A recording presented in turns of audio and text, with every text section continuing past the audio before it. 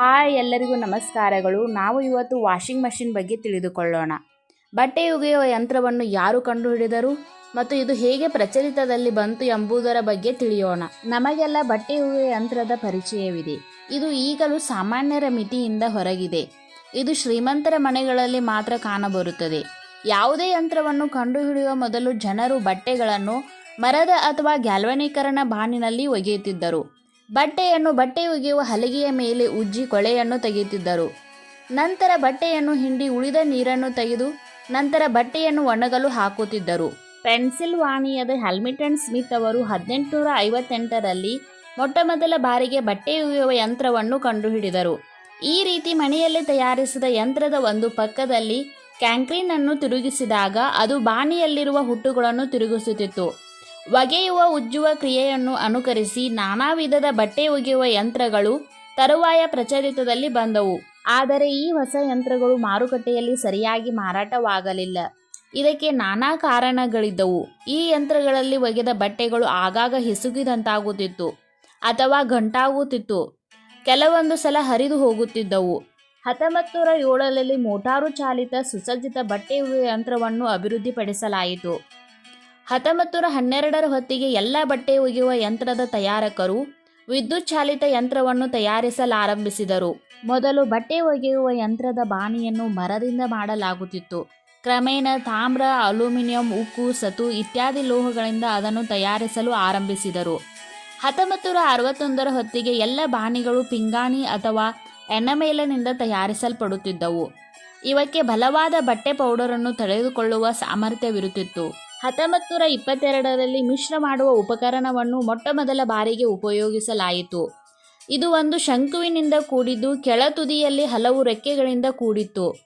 ಇದು ಬಟ್ಟೆಯನ್ನು ಮೇಲೆ ಕೆಳಕ್ಕೆ ಮತ್ತು ಪಕ್ಕದಿಂದ ಪಕ್ಕಕ್ಕೆ ತಿರುಗಿಸುತ್ತಿತ್ತು. 1937ರಲ್ಲಿ ಸಂಪೂರ್ಣ ಸ್ವಯಂಚಾಲಿತ ಬಟ್ಟೆ ಒಗೆಯುವ ಯಂತ್ರವನ್ನು ತಯಾರಿಸಿ ಬಳಕೆಗೆ ತರಲಾಯಿತು. ಬಹಳಷ್ಟು ಬಟ್ಟೆ ಒಗೆಯುವ ಯಂತ್ರಗಳು 8ರಿಂದ 10 ಪೌಂಡ್ ಬಟ್ಟೆಯನ್ನು ಒಗೆಯುತ್ತವೆ. ಸಾಮಾನ್ಯವಾಗಿ 35ರಿಂದ 45 ಗ್ಯಾಲನ್ನಷ್ಟು ನೀರನ್ನು ಒಂದು ಒಗೆತಕ್ಕೆ ಉಪಯೋಗಿಸಲಾಗುತ್ತದೆ. ತಾಪಮಾನವನ್ನು ಸಾಮಾನ್ಯವಾಗಿ 135ರಿಂದ 165 ಡಿಗ್ರಿ ಫ್ಯಾರನ್ಹೀಟ್ನಷ್ಟು ಕಾಪಾಡಲಾಗುತ್ತದೆ. 1930ರಲ್ಲಿ ಮೊಟ್ಟಮೊದಲ ಬಟ್ಟೆ ಒಗೆಯುವ ಯಂತ್ರವನ್ನು ತಯಾರಿಸಿ ಉಪಯೋಗಿಸಲಾಯಿತು.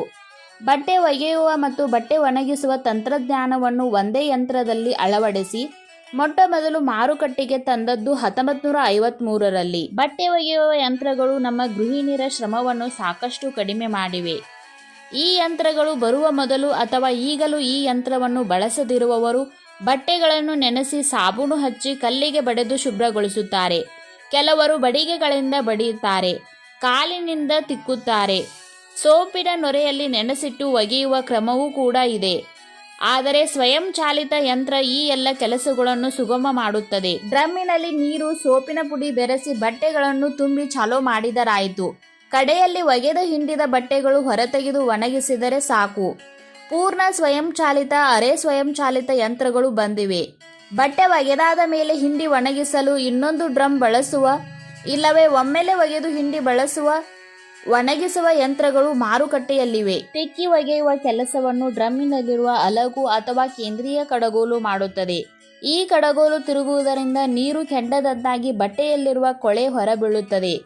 ಹಿಂಡಿದ ನೀರು ತುಂಬಾ ವೇಗದಲ್ಲಿ ಸುತ್ತುತ್ತಾ ಡ್ರಮ್ಮಿನ ಗೋಡೆಯಲ್ಲಿರುವ ರಂಧ್ರದ ಮೂಲಕ ಹರಿದು ಹೊರ ಹೋಗುತ್ತದೆ. ಯಂತ್ರದಿಂದ ಶುಭ್ರವಾಗಿ ಹೊರಬರುವ ಬಟ್ಟೆ ಹೆಚ್ಚು ಕಡಿಮೆ ಒಣಗಿದಂತಿರುತ್ತದೆ. ಕ್ಯಾರವನ್ನು ನಿಯಂತ್ರಿಸುವ ಗುಂಡಿಗಳು ಯಂತ್ರದ ಮೇಲ್ಭಾಗದಲ್ಲಿರುತ್ತವೆ. ಡ್ರೈ ಕ್ಲೀನಿಂಗ್ ಕ್ರಮದಲ್ಲಿ ಪೆಟ್ರೋಲ್ನಂತದ ವಿಷದ ರಾಸಾಯನಿಕವನ್ನು ಬಳಸಿ ಒತ್ತಡದ ಬಿಸಿಗಾಳಿ ಹಾಯಿಸಿ ಬಟ್ಟೆಗಳನ್ನು ಶುಭ್ರಗೊಳಿಸಲಾಗುವುದು. ಈ ವಿಡಿಯೋ ನಿಮಗೆ ಇಷ್ಟವಾಗಿದ್ದಲ್ಲಿ ಒಂದು ಲೈಕ್ ಕೊಡಿ ಹಾಗೂ ಕಮೆಂಟ್ ಮಾಡಿ.